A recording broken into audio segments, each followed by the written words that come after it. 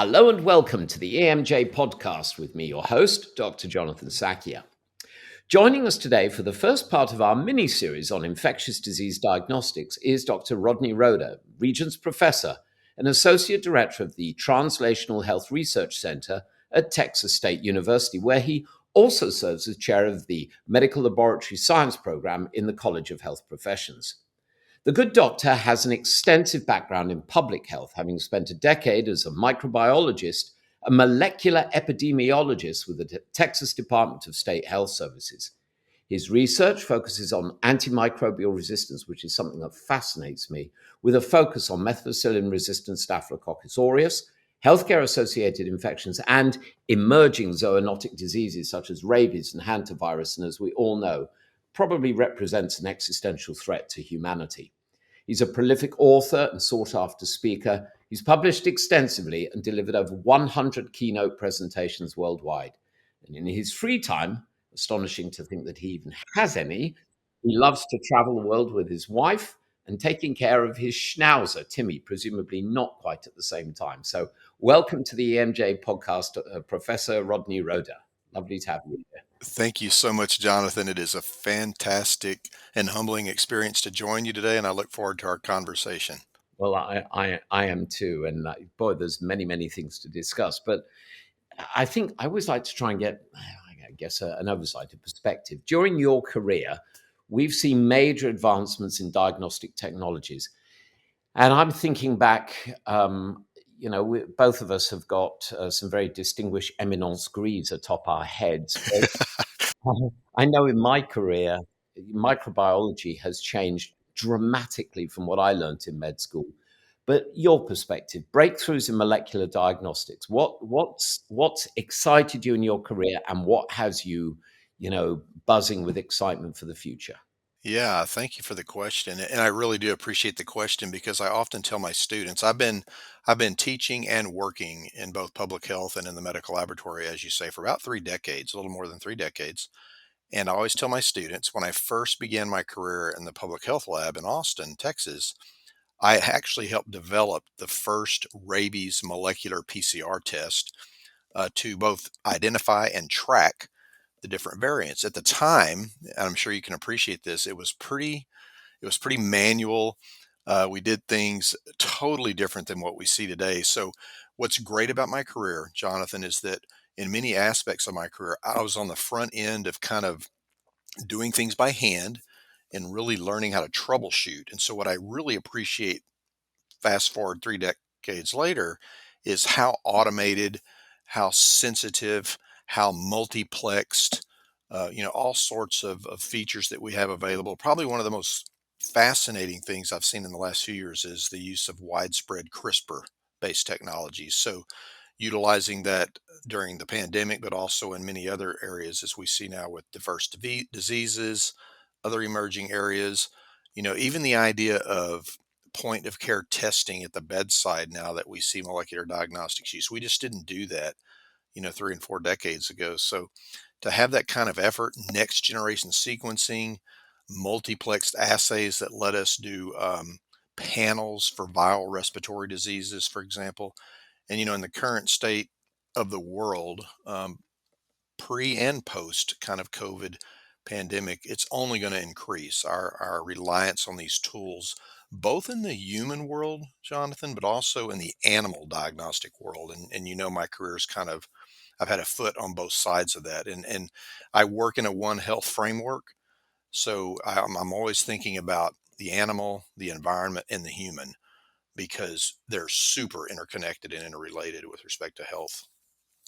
And we've certainly seen that, haven't we, with, you know, uh, obviously with the COVID-19, but the so-called bird flu, the avian flus and the swine flus. So many new vector-borne diseases too, like dengue and Zika, just in the last decade. Just and it's one of the things I'm actually keeping my eye on is vector-based disease because just so many vectors out there in the wild and elsewhere that are spreading infections.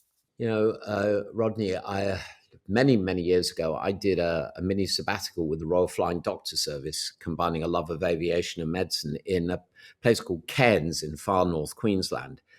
And so I was there many years ago, and I went back there a few years ago when a dear friend moved there, and we were sitting by the harbor. There was no harbor when I was there. First of all, it was a little fishing port, and we were having an adult beverage as the sun was going down, and suddenly the sky was full of flying creatures. There were bats and flying foxes and Lord knows what else. And I said, you know what?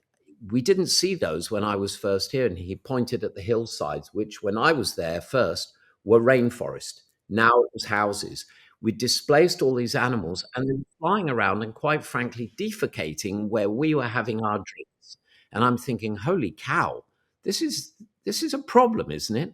It really is. I mean, when you think of anything in the realm of zoonotic disease, that interface of humans and animals and insects and the environment, it really has changed dramatically, and for all the reasons you mentioned. And most people know this, but it's real world right now where people are kind of encroaching into those areas that we used to not really spend much time in. And in many of the things, we do as humans that do help us, for instance, creating waterways, building dams, clearing forest. And we might look at that as progress, but I think we all still need to continue to think about the impact of what that does on the animal, the insect, even plant species that, we are now basically in communion with in many ways. So, that opportunity, Jonathan, the opportunity for a jump of some pathogen from a insect, from another animal, from different practices in those areas are going to be a really important thing for us to continue to watch as we move forward. I would like to think that we as a profession can depoliticize these conversations Amen. and educate the world because, unfortunately, they are politicized.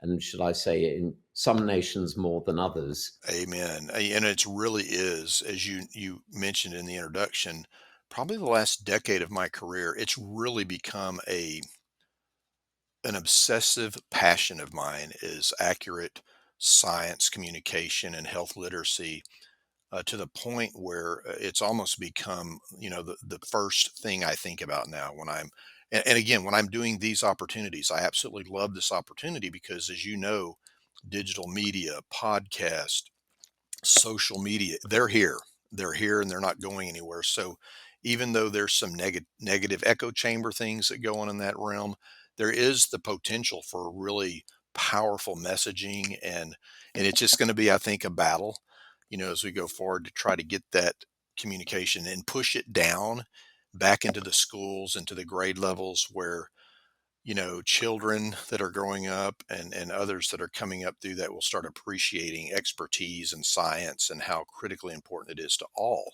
humans around the world. We're so interconnected, people don't really realize that sometimes. What do they say? Someone sneezes in Wuhan, someone. Yeah, that butterfly effect is real for Yeah, sure. exactly. So your research, as I mentioned, you focused on antimicrobial resistance, healthcare associated infections. Tell us about diagnostic tools evolving to help detect and combat superbugs like MRSA. And are we in the medical profession doing enough to raise awareness with our colleagues, patients, the media, and other stakeholders? And I believe that the majority of antibiotic use is not among human beings, but it's livestock.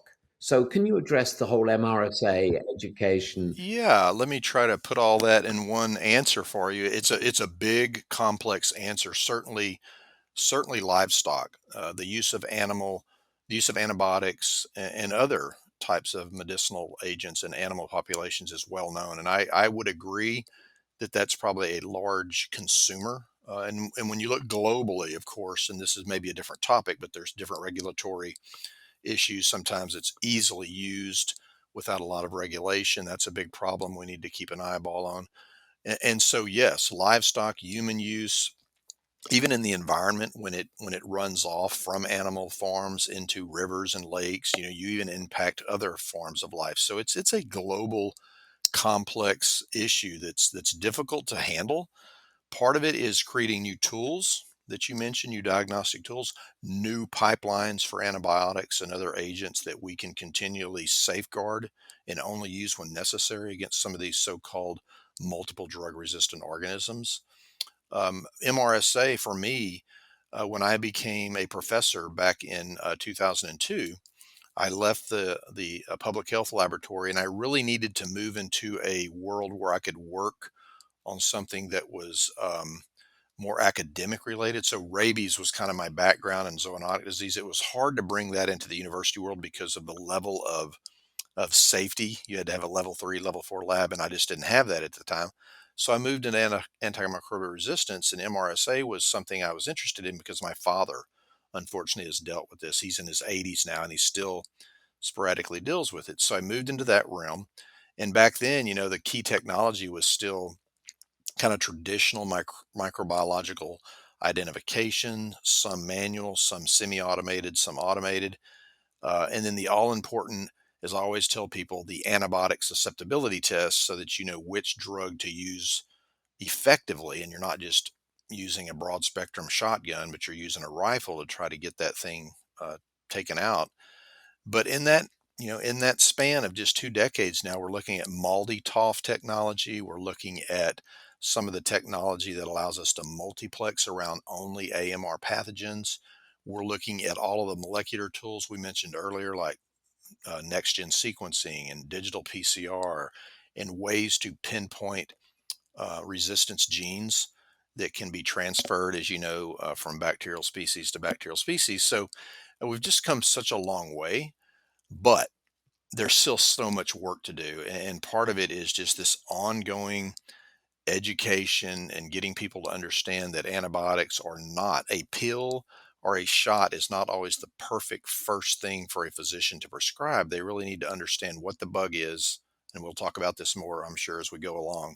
Got to know the correct identification with all the different nuances of genetic variants now so that we can pick the right bullet, the right antibiotic that will really take out that organism.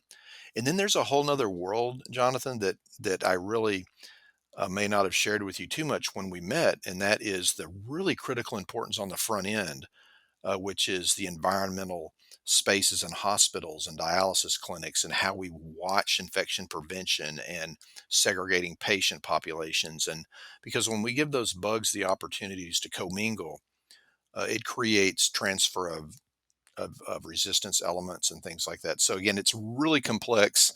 It's really difficult, but trying to hit it from all angles is going to be really important as we go forward. Most of the experts say AMR, antimicrobial resistance, by 2050, if we don't get a handle on this, by 2050, it will probably replace cancer as the number one killer in the world. I mean, hundreds of, just millions and trillions of dollars being wasted, and many, many deaths that hopefully can be avoided. So we've got our work cut out for us as we move along. Absolutely. And the problem with these sort of distant existential threats is people see them as, oh, that's not my problem. They really do. And, I live in London, back in my native London, and I often walk past St Mary's, where there is a blue plaque on the wall, where I think it's on the second floor, where Fleming had his lab. And I think, what must it have been like, whether Fleming did or did not first isolate Right. penicillin? I believe there's a school of thought that he did not. But What it must have felt like. what it must have felt like to know that and I think of all the other advances that we've seen in medicine in our professional lifetimes, monoclonal antibodies, all these, immunotherapies, amazing advances in imaging, in Lord knows what. There hasn't been a paradigm shift in the treatment of infectious disease. So, what about the potential for bacteriophages or other thinking, other ways to supplement or supplant our current armamentarium of antibiotics that will address the whole issue of AMR, and the bacteria will go, damn, they've dreamed something else up? Yes, yeah, I love that question because in the bacteriophage, is an interesting, and it's been around a while, right? I think historically people have looked at that. It makes sense. So for the audience, a bacteriophage is a virus that infects and usually kills bacterial species. So what a wonderful tool to take one microorganism and target another, more of a kind of a almost an organic biological therapy instead of taking a drug that might create resistance. So I am absolutely intrigued. I've been following some of the more current phage therapy. I actually had a graduate student about, oh goodness, about 10 years ago do some of her thesis work around a combination of phage and antivirals against a particular type of virus infection. So I think we're coming a long way there. I'm not an expert in phage therapy, but I think we have to explore the toolbox, um, because as you mentioned, it's become so difficult to sometimes change people's mindset. I mean, we all know this. Most people walk into a primary care physician's office, your family doctor. The first thing they want is a pill. That hasn't changed in my lifetime. I'm 57 and I still see it happening where somebody wants an easy fix. Whereas if we can think about phage therapy, the other thing I would mention here, I think that's really important, I kind of brought up earlier, is the environment and how we can prevent. Can we prevent infections before they ever start?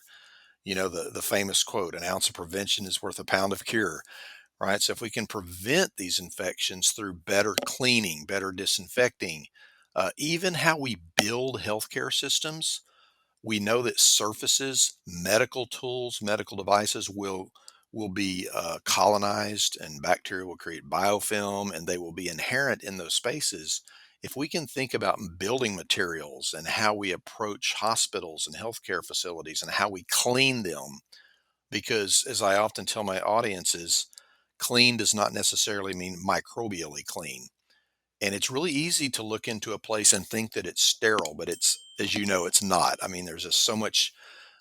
It's a living environment, Jonathan. So I try not to scare people, but I also try to educate them about, just because something looks clean and smells clean does not mean that it's sterile for sure. And so we need to explore those options as well. How can we better prevent the infection?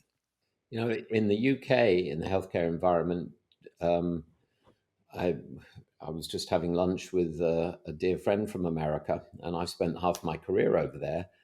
Doctors in America dress differently to doctors in Britain. Doctors here don't wear white coats, haven't done for Right. quite a while, and they don't wear ties. Ties are not allowed because you touch the patient and they dangle all over the patient. I mean, Absolutely.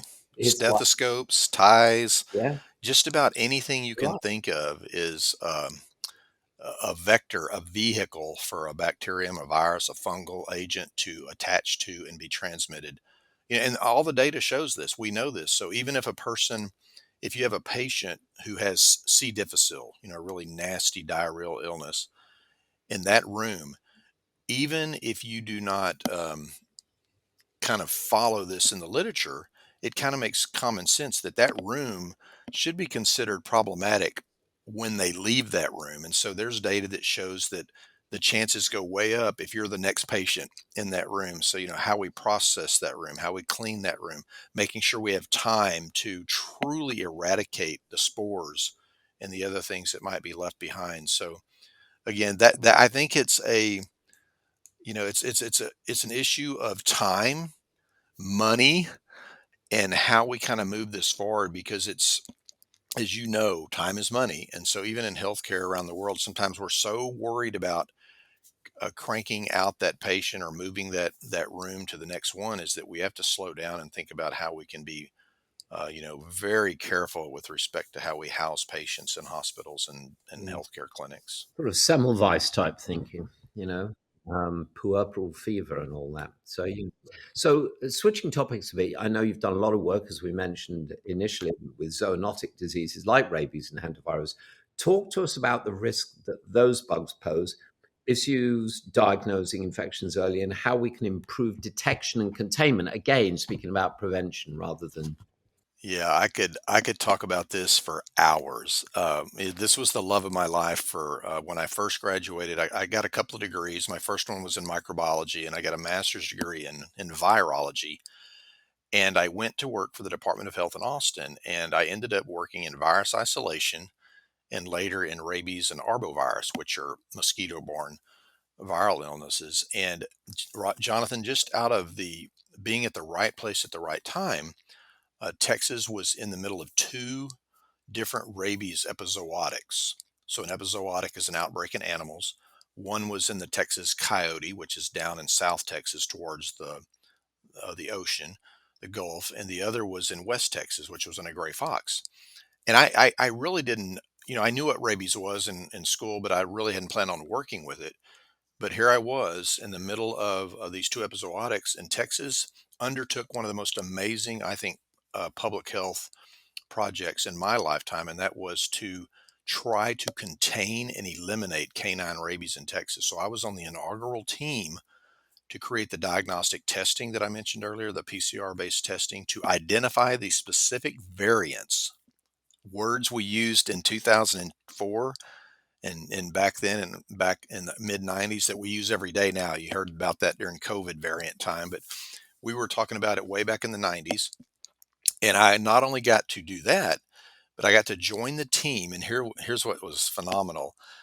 We interacted with the Canadian Ministry of Natural Resources, the CDC, the Texas National Guard, of course, the health department that I worked for. And we delivered rabies recombinant vaccine to wildlife using fixed wing aircraft. And we basically obliterated South Texas and West Texas with these baits. We just drop them. We went from dawn to dark for about 3 weeks. We flew around, it's basically flying around the world 2 or 3 times because we just flew these lines. So this was also in the early days of GIS, GPS technology. And after about 10 years, we eliminated canine rabies, and it's not been reintroduced into Texas. So my hope was that we'd always take that technology to countries like Mexico and Latin America and other places where there's still 50 to 60,000 deaths a year from rabies, from simply because a lot of places don't take dog and cat vaccination seriously. And so if you could find a way to vaccinate wildlife and feral animals, it'd be really fantastic. But that was a life changing, transformative experience for me because it gave me the world view in my 20s of what global public health could look like. So that was fantastic. I also spent time in the laboratory and with the zoonosis control division on their hantavirus rapid response teams. So again, kind of a one foot in the lab, Jonathan, one foot in the epidemiological world. It was just a fantastic time because I would go out and help these wildlife biologists and veterinarians. A lot of veterinarians were my bosses. So I really respect animal health and animal diagnostics. And we would trap and collect rodents. We would do animal and field dissection in the field. And then I would bring that back and do all of the antigenic and molecular characterization to understand hantavirus and plague and um, a number of mosquito-borne viruses like St. Louis encephalitis and on and on and on. So wonderful training. I always promote public health laboratories as a great training ground because that really transitioned well when I started working in healthcare and educating future medical laboratory scientists here in the Texas area as well as nationally. So kind of a big answer, but I can't speak enough about how fun that was and critically important to my future. And just to kind of wrap it up, it's just continued to explode. So every time we look, whether it's a flu issue, whether it's a SARS-CoV-2 issue, whether it's any name your bug right now, it seems to be dominated by zoonotic animal to humankind transmission. And so we need to understand those dynamics and we need to pay really critical attention to that and how we support surveillance, how we support the workers, not just healthcare workers, but public health, laboratory, epidemiologist. And, this is a struggle right now in the United States, and it's something I'm watching very closely. We cannot let that slip globally. That's a whole nother conversation, I know, but it's something I'm watching really carefully. Most of my colleagues are very concerned about this because you can't just bury your head in the sand and you'll lose ground, right? I mean, it's as we've talked about, it's a constant war. And if we are not careful, we'll lose ground, and we'll have to regain that if possible down the road. But it's something I'm passionate about, and I hope we can keep moving forward on fighting those types of topics. It was fascinating hearing about using aircraft to bait in areas. As I mentioned, I'm a keen pilot, and I love hearing stories about. Oh man, I we could do another talk about that. I've done it many times. It truly is, and it still is. It's still ongoing. So they still do it to kind of create a living immune barrier in the wildlife because we're always worried about rabies coming up out of Mexico. I mean, if you know Texas, there's this river called the Rio Grande, and there's nothing grande about this river. It's like a creek, and so animals can get back and forth pretty easily. So we're always Without a trying to. passport and Yes. no immigration. Yes. Yeah. And they're using it now in the southeast. There's a huge raccoon rabies um, epizootic along the east coast in the U.S. They use it in Canada for the Arctic fox. So it's a tool that works really well. It's just a matter of getting the funding and the adoption for it to be used in Latin America and other places where it could really save lives. You know, I don't know if it's. I'm sure it must be available in America. There's a British TV personality, Jeremy Clarkson, who did a show called Top Gear for many years, and he bought a farm in the English countryside, and it's his journey about becoming a farmer. And I think most people like me who watched it really had an immense respect for how difficult farming is. And Oh, in one episode, he is dealing with, we have these wonderful creatures called badgers here. They're beautiful yes. animals, but they carry bovine tuberculosis Yes. and they're a protected creature. So the things that you have to do to, to manage it without, Right. and dealing with these limitations. And it's fascinating challenges. And as It you really is, and it's interesting you mentioned that because I'm a city boy now, but I grew up on a farm. My parents were they weren't really farmers. My dad was a railroad engineer. My mom was a stay-at-home mom, but he loved to farm, and so we had about 20 acres, and I grew up that way, raising cattle and pigs, and building fence. I always tell students, I had a lot of hard jobs growing up, so I appreciate people who do these types of jobs. But farming is a so important to the world, from both a production standpoint for meats and foods and grains and vegetables and things like that. But it's also, fighting the different types of disease. I can still remember my father working with, the local veterinarian to think about vaccinating his cattle and livestock. So some of the things we take for granted in the States and other developed countries where you can vaccinate your livestock or your domestic animals, that's not true in all places in the world. And so that's education, and that's trying to get people to understand if you work on those animal populations, you help, raise the health of human population Well, as we're well. going to come on to the vaccination issue in a moment, and it's an interesting one. But I remember at medical school learning about scrapie, Yep. um, Prion based disease. prions in sheep, and of course lived through the bovine spongiform encephalitis outbreak. And we've had mass. I know in America they've recently had an outbreak of avian flu and have had to slaughter a lot, which has impacted the supply of eggs and Right. become a major national issue. It's So crazy. Yeah. let's talk. We'll come on to the vaccine thing in a second. During the COVID-19 pandemic and the recent so-called mpox, the monkeypox outbreak, you became one of the most quoted experts on these topics. Based on your experience, what were the biggest successes and failures in infectious testing disease in testing for infectious disease during these crises? And to quote a Texas expression, I believe, that one of my Texan friends taught me, don't go poking a skunk, John. I am a very few miles away from one Andrew Wakefield, one of the Britain's less proud moments, brought the term or inspired the term vaccine hesitancy. What of vaccine hesitancy and how do we combat this? Yeah. What a big question. What a very big question. Let me kind of talk about COVID first. I've actually written some book chapters, and as you mentioned, I've done a ton of work here in the realm of science communication around that. Again, I'm very thankful and humble for my university, Texas State University. They reached out to me during that time as a credentialed specialist in virology. In fact, the only one on our campus I was reached out to kind of help not only here on campus think about safety. It's almost hard to remember the craziness of that time, which was 5 years ago, but just so much work.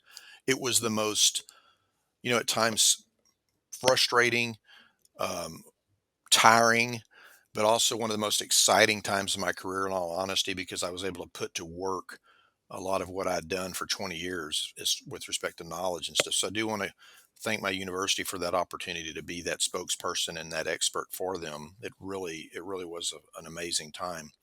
Probably the one thing I talk about the most with respect to what I think went wrong. So I'm going to start there. And this is just my own professional opinion, right? There's a lot of opinions here, but I've been at the CDC. I've worked in public health. I did it for 10 years on the ground, and then I still collaborate quite a bit with different colleagues in those areas. The Centers for Disease Control, Jonathan, was never meant to be a large scale, high throughput diagnostic testing laboratory. They are all about dealing with finding out difficult cases, what's happening, becoming kind of the spokesperson and becoming the place for most things to be ultimately discovered with really difficult cases, whether it's a new virus, whether it's something to do with water, whatever the situation is. And so when we started expecting the CDC to crank out hundreds and hundreds of thousands of COVID tests without really understanding their role, I think that was the first mistake. And I think you saw one of the successes because of that is we learned with some difficult learning, like it took a little time, which is part of the frustration. Finally, we went to corporate labs like Quest and LabCorp, and we said, "Hey, we need some help." And these places are full of amazing experts and researchers that really help develop some of those first assays and help things get kind of cranked up, and then the whole supply chain issues and distribution of things. One of the things I didn't learn until COVID, which now all of our hospitals change, so this is moving to healthcare, not public health, is hospitals, if you can believe this, it seems silly now to say, but it's just the way it was. They would sign contracts with industry for diagnostic tools and reagents, and they were like exclusive.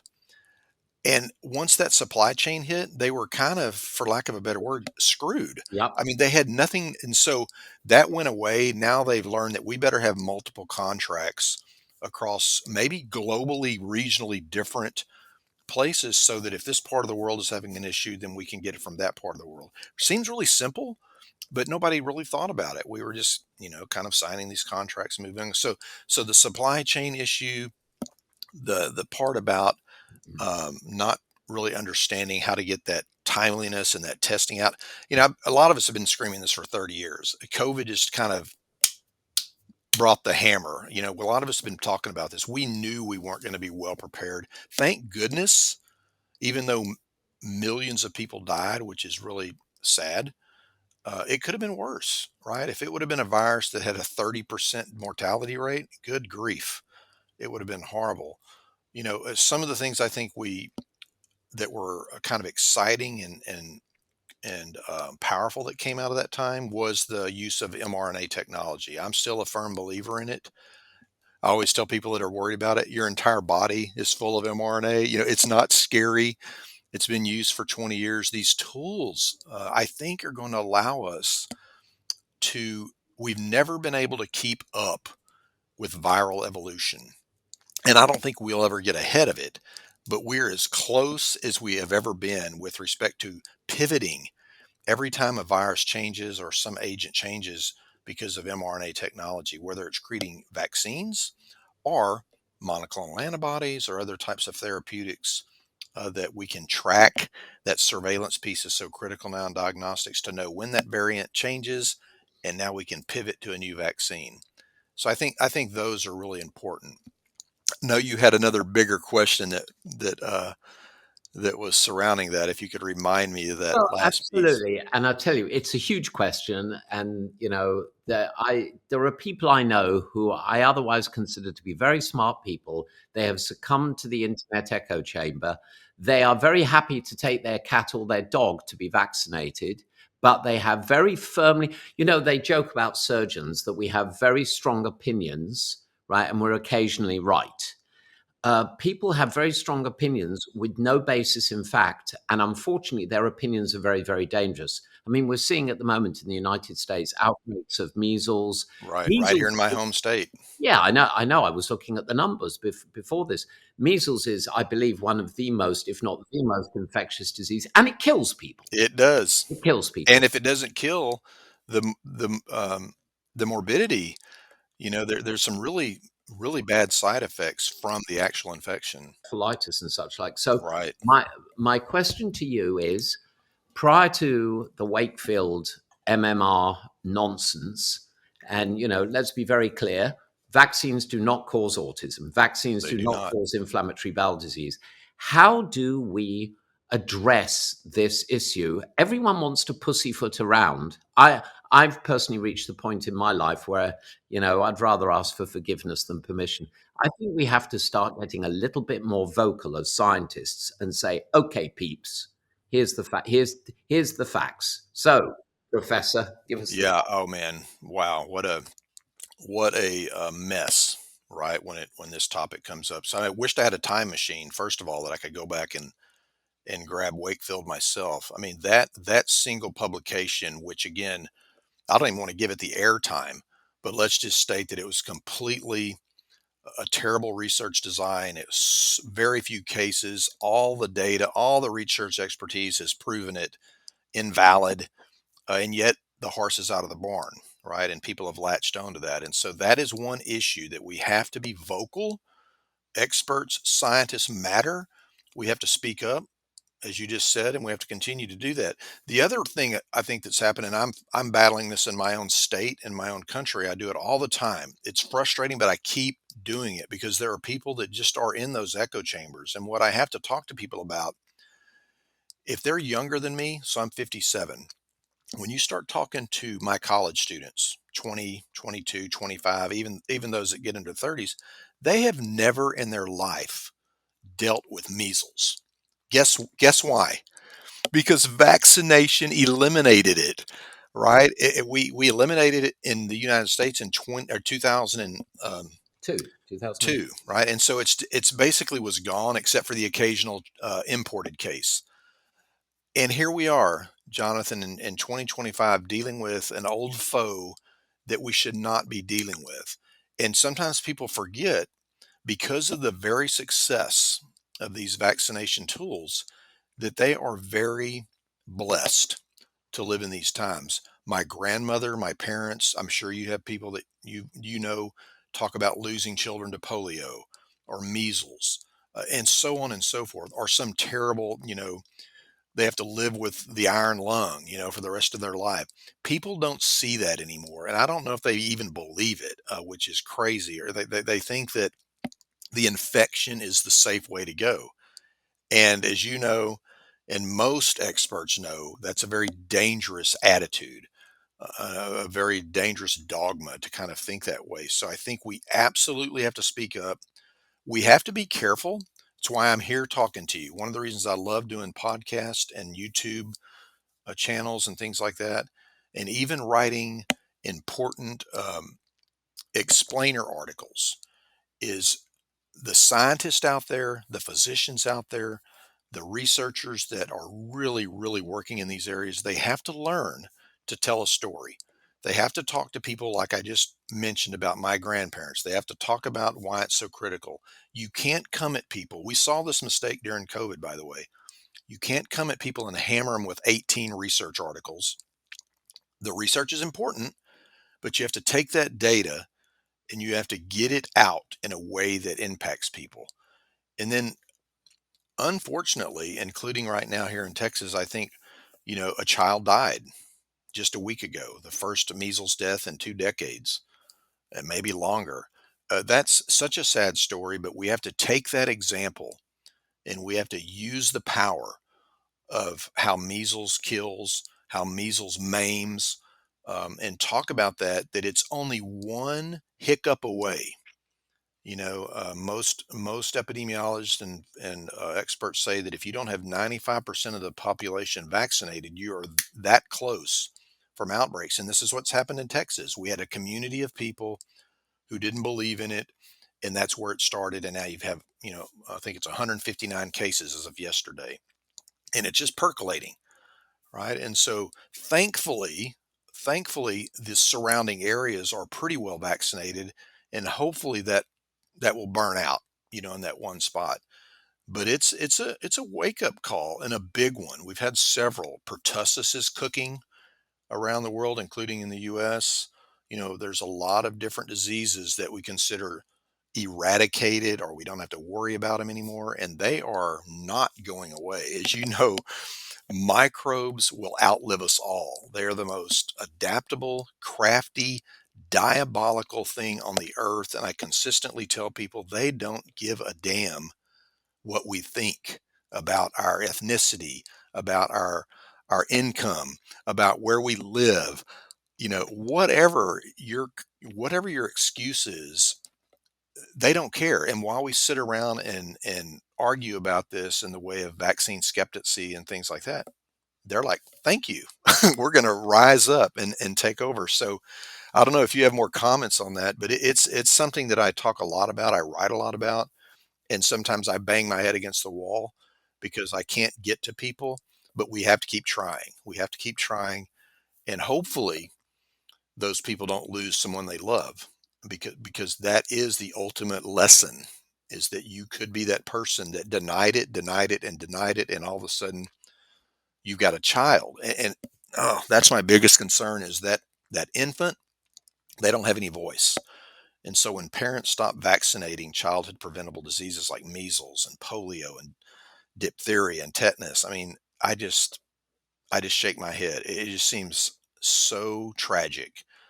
I think you nailed it. It's about communication, and it's yes, there are people talking, and I've done a few social media type things on this, and I will share with you that some of the responses have been not good.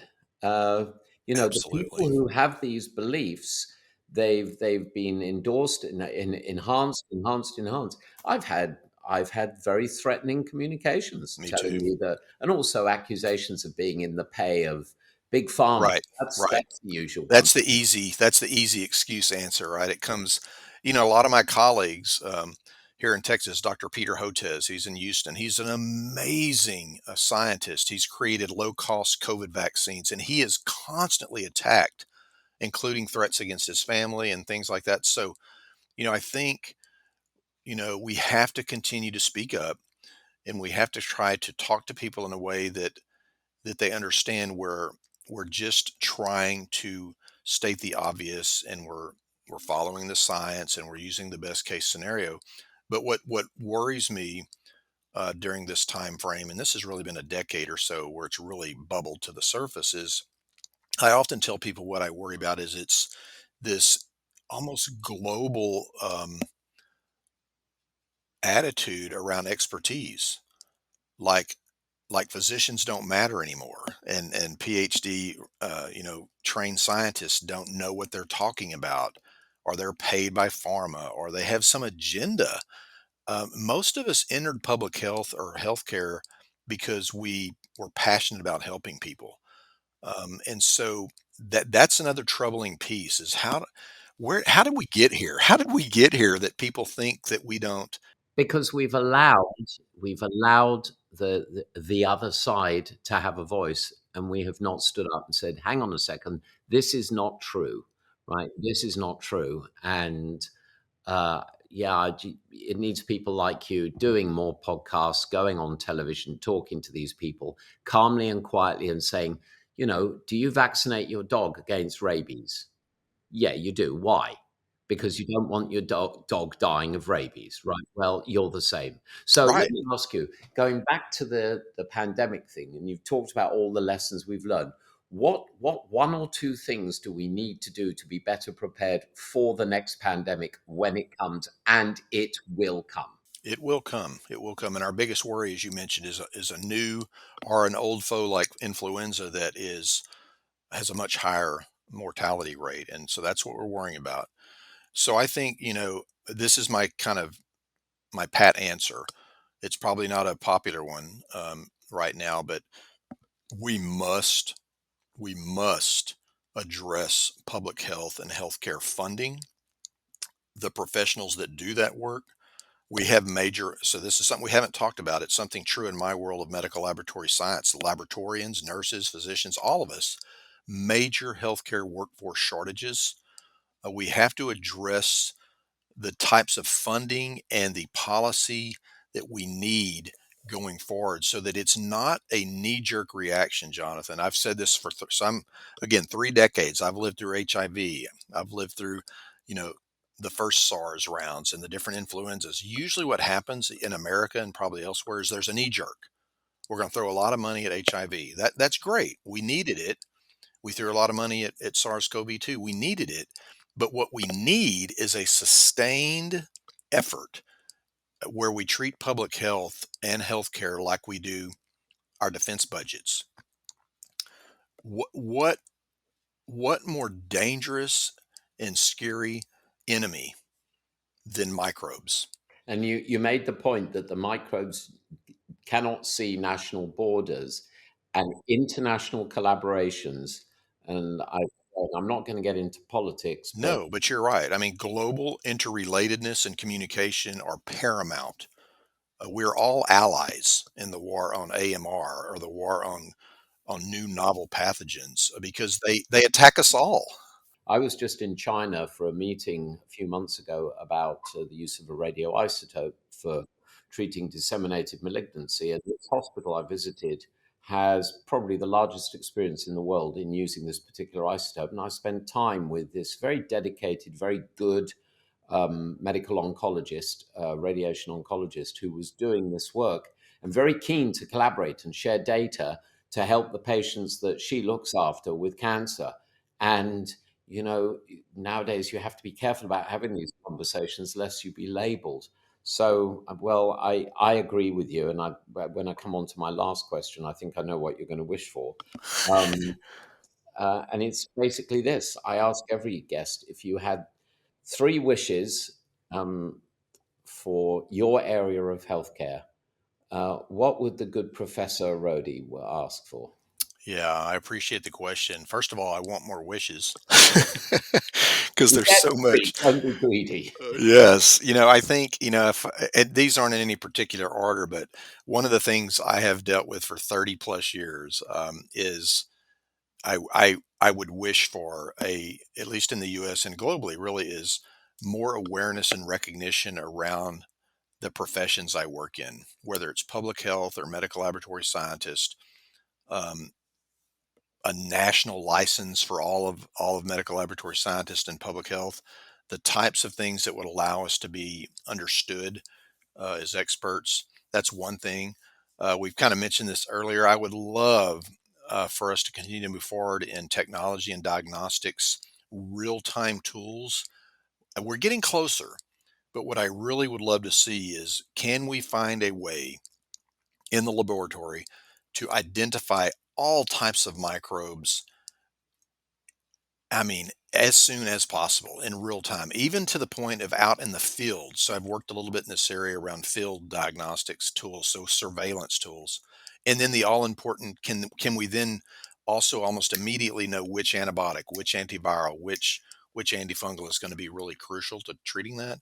And then lastly, and this is probably where you knew what I was going to talk about. I just mentioned it. So this whole realm of public health, animal, human, environmental support, surveillance tools, the kind of support we need to be monitoring global disease and infections. As we mentioned, you can't be an isolationist in public health or infectious diseases because they just don't care.